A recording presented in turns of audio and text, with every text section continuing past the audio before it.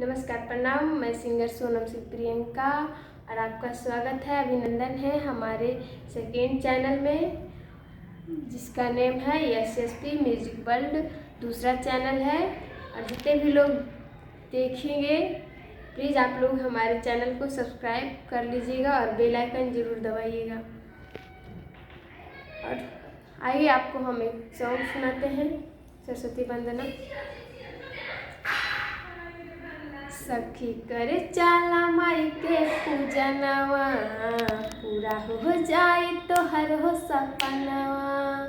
सखी करे चाला माई के पूजनवा, पूरा हो जाए तो हर हो सपनवा। माई देवेली ज्ञान सब जाने ला जहान, माई देवेली ज्ञान सब जाने ला जहान। सारा जग में पूजाली सखी, विद्या के देवी कहाली सखी। माई सरस्वती हंस बहाली सखी, विद्या के देवी कहाली सखी। माई सरस्वती हंस बहाली सखी।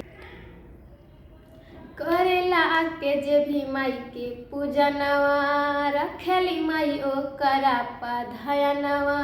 गुंगो भी बोले माई के कृपा से, पूजेला आके जे माई के चरणवा। रखेली माई ओकरा पाधयनवा, पूजेला आके जे माई के चरणवा। गुंगो भी बोले माई के कृपा से, पूजेला आके जे माई के चरणवा। जे भी करे गुणगान उहे बनेला महान, देवलोक में पूजाली सखी।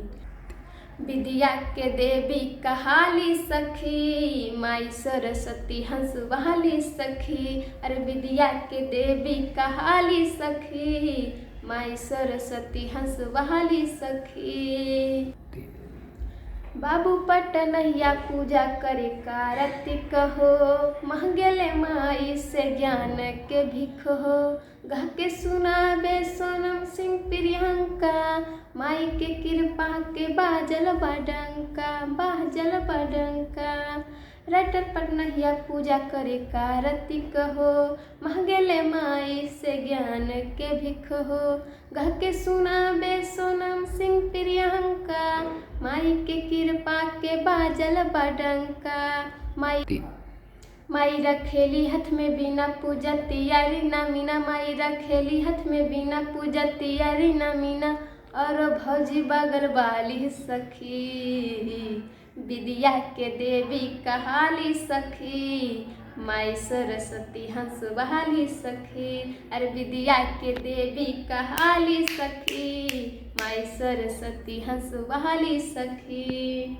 अगर अच्छा लगे तो लाइक कमेंट शेयर ज़रूर कीजिएगा और चैनल को सब्सक्राइब ज़रूर कीजिएगा। इसी तरह से आप हमारे सपोर्ट कीजिए।